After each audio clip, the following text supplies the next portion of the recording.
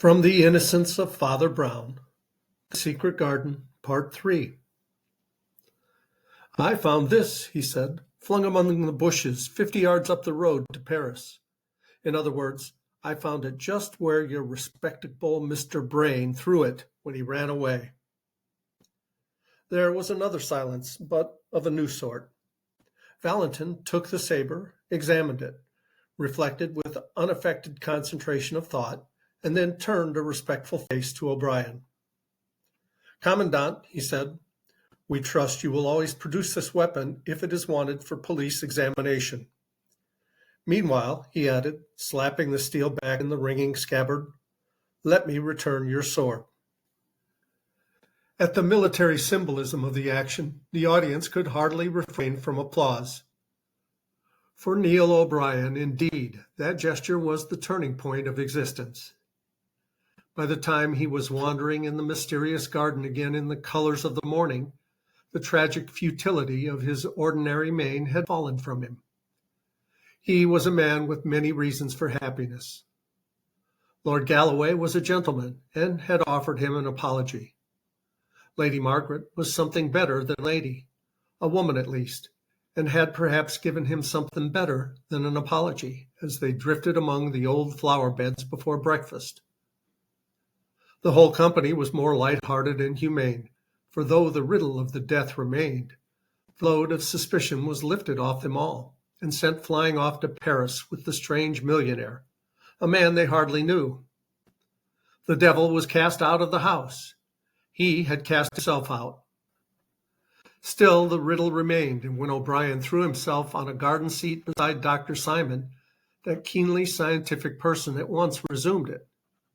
He did not get much talk out of O'Brien, whose thoughts were on pleasant things. "I can't say it interests me much," said the Irishman frankly, "especially as it seems pretty plain now. Apparently Brain hated this stranger for some reason, lured him into the garden, and killed him with my sword. Then he fled to the city, tossing the sword away as he went. By the way, Ivan tells me the dead man had a Yankee dollar in his pocket. So he was a countryman of Brain's, and that seems to clinch it. I don't see any difficulties about the business." "There are 5 colossal difficulties," said the doctor quietly, "like high walls within walls. Don't mistake me. I don't doubt that Brain did it. His flight, I fancy, proves that. But as to how he did it. First difficulty, why should a man kill another with a great hulking saber when he can almost kill him with a pocket knife and put it back in his pocket? Second difficulty, why was there no noise or outcry? Does a man commonly see another come up waving a scimitar and offer no remarks? Third difficulty, a servant watched the front door all the evening, and a rat cannot get into Valentin's garden anywhere. How did the dead man get into the garden? Fourth difficulty, given the same conditions, how did Brain get out of the garden? "And the fifth," said Neil, with his eyes fixed on the English priest, who was coming slowly up the path. "Is a trifle, I suppose," said the doctor, "but I think an odd one. When I first saw how the head had been slashed, I supposed the assassin had struck more than once. But on examination, I found many cuts across the truncated section. In other words, they were struck after the head was off. Did Brain hate his foe so fiendishly that he stood sabering his body in the moonlight?" "Horrible," said O'Brien, and shuddered. The little priest, Brown, had arrived while they were talking, and had waited, with characteristic shyness, till they had finished. Then he said awkwardly, "I say, I'm sorry to interrupt, but I was sent to tell you the news." "News?" repeated Simon, and stared at him rather painfully through his glasses. "Yes, I'm sorry," said Father Brown mildly. "There's been another murder, you know." Both men on the seat sprang up, leaving it rocking. "And what's stranger still," continued the priest, with his dull eye on the rhododendrons, "it's the same disgusting sort. It's another beheading." They found the second head actually bleeding into the river, a few yards along Brain's road to Paris. So they supposed that he— "Great heavens!" cried O'Brien. Is Brain a monomaniac? There are American vendettas, said the priest impassively. Then he added, they want you to come to the library and see it. Commandant O'Brien followed the others toward the inquest, feeling decidedly sick. As a soldier, he loathed all the secretive carnage. Where were these extravagant amputations going to stop? First one head was hacked off, then another. In this case, he told himself bitterly, it was not true that two heads were better than one. As he crossed the study, he almost staggered at a shocking coincidence. Upon Valentin's table lay the colored picture of yet a third bleeding head, and it was the head of Valentin himself. A second glance showed him it was only a nationalist paper called The Guillotine, which every week showed one of its political opponents with rolling eyes and writhing features just after execution. For Valentin was an anti-clerical of some note. But O'Brien was an Irishman, with a kind of chastity even in his sins, and his gorge rose high against the great brutality of the intellect which belongs only to the French. He felt Paris as a whole, from the grotesques on the Gothic churches to the gross caricatures in the newspapers. He remembered the gigantic jests of the Revolution. He saw the whole city as one ugly energy, from the sanguinary sketch lying on Valentin's table up to where, above the mountain and forest of gargoyles, the great devil grins on Notre Dame. The library was long, low, and dark. What light entered it shot from under low blinds and had still some of the ruddy tinge of morning. Valentin and his servant Ivan were waiting for them at the upper end of a long, slightly sloping desk, on which lay the mortal remains, looking enormous in the twilight. The big black figure and yellow face of the man found in the garden confronted them essentially unchanged. The second head, which had been fished from among the river reeds that morning, lay streaming and dripping beside it. Valentin's men were still seeking to recover the rest of the second corpse, which was supposed to be floating. Father Brown, who did not seem to share O'Brien's sensibilities in the least, went up to the second head and examined it with his blinking care.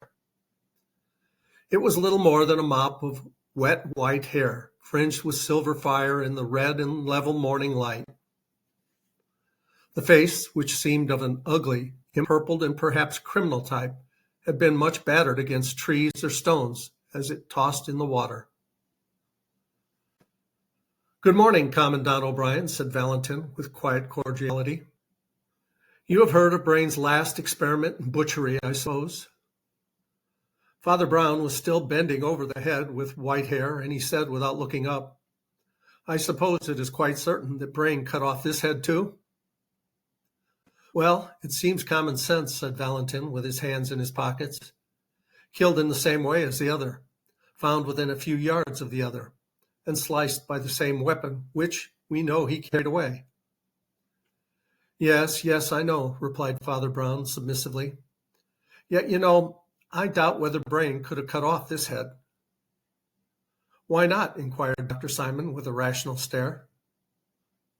"Well, doctor," said the priest, looking up blinking, "can a man cut off his own head? I don't know." O'Brien felt an insane universe crashing about his ears, but the doctor sprang forward with an impetuous practicality and pushed back the wet hair. "Oh, there's no doubt it's Brain," said the priest quietly. "He had exactly that chip in the left ear." The detective, who had been regarding the priest with steady and glittering eyes, opened his clenched mouth and said sharply, "You seem to know a lot about him, Father Brown." "I do," said the little man simply. "I've been about with him for some weeks. He was thinking of joining our church." The star of the fanatic sprang into Valentin's eyes. He strode toward the priest with clenched hands. "And perhaps," he cried with a blasting sneer, "perhaps he was also thinking of leaving all his money to your church." "Perhaps he was," said Brown stolidly. "It is possible."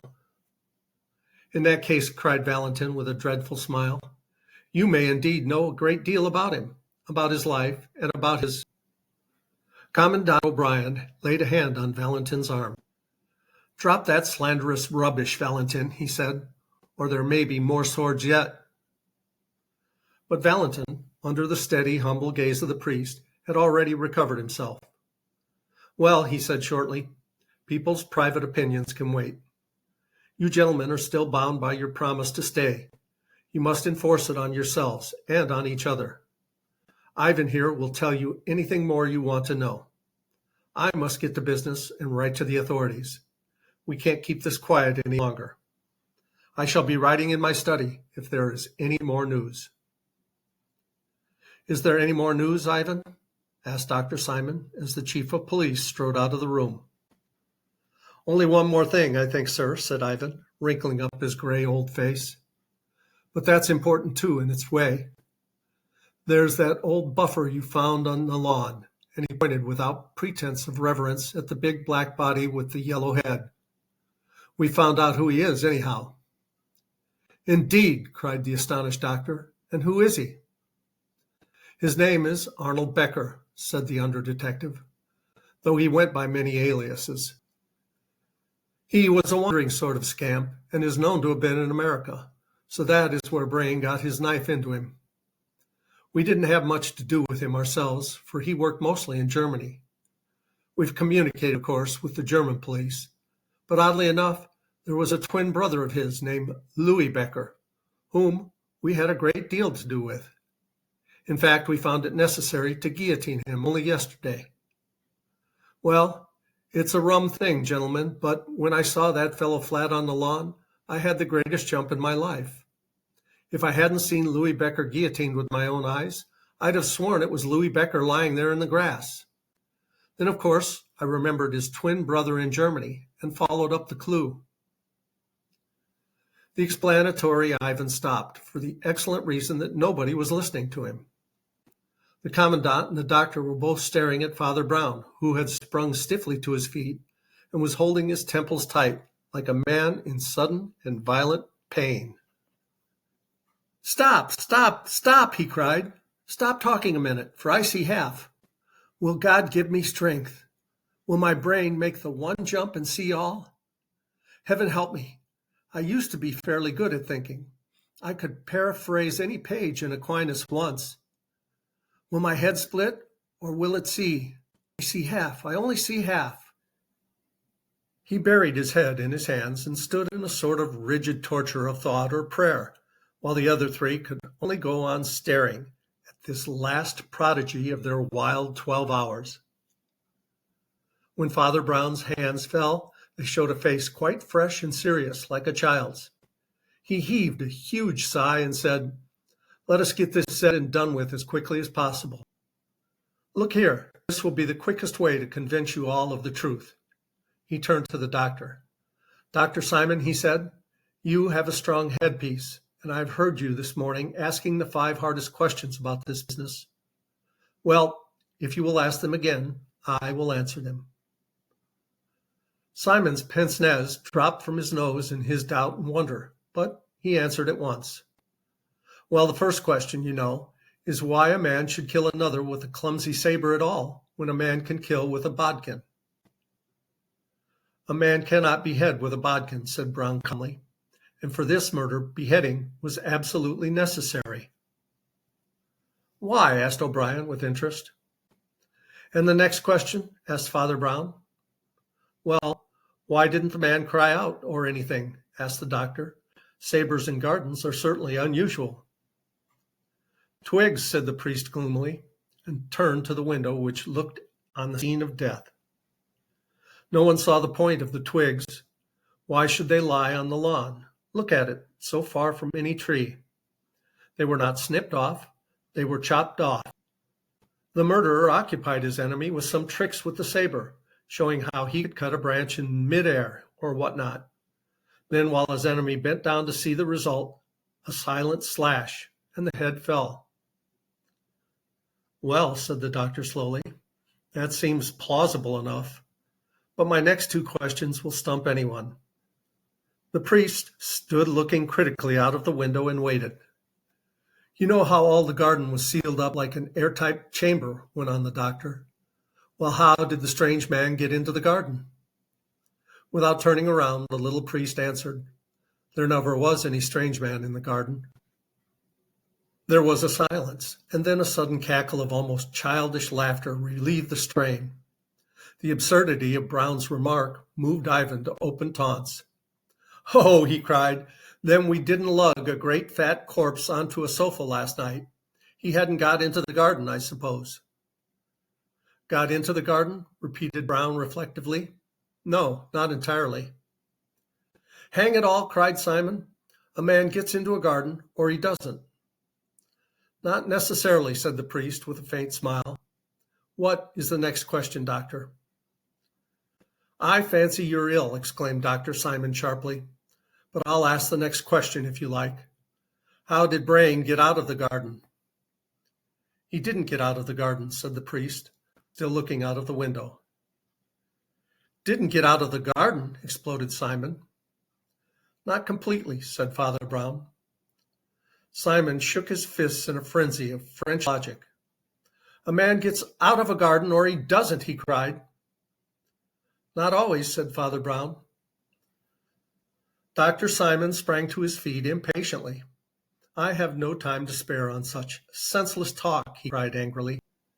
"If you can't understand a man being on one side of a wall or the other, I won't trouble you any further." "Doctor," said the cleric very gently, "we have always got on very pleasantly together. If only for the sake of old friendship, stop and tell me your fifth question." The impatient Simon sank into a chair by the door and said briefly, "The head and shoulders were cut about in a queer way. It seemed to have been done after death." "Yes," said the motionless priest, "it was done so as to make you assume exactly the one simple falsehood that you did assume. It was done to make you take for granted that the head belonged to the body. The borderland of the brain, where all the monsters are made, moved horribly in the Gaelic O'Brien. He felt the chaotic presence of all the horsemen and fishwomen that man's unnatural fancy has begotten. A voice older than his first father's seemed saying in his ear, 'Keep out of the monstrous garden where grows the tree with double fruit. Avoid the evil garden where died the man with two heads.' Yet while these shameful symbolic shapes passed across the ancient mirror of his Irish soul, his Frenchified intellect was quite alert and was watching the odd priest as closely and incredulously as all the rest. Father Brown had turned round at last and stood against the window with his face in dense shadow. But even in that shadow they could see it was pale as ashes. Nevertheless, he spoke quite sensibly, as if there were no Gaelic souls on earth. "Gentlemen," he said, "you did not find the strange body of Becker in the garden. You did not find any strange body in the garden. In face of Dr. Simon's rationalism, I still affirm that Becker was only partly present. Look here," pointing to the black bulk of the mysterious corpse. "You never saw that man in your lives. Did you ever see this man?"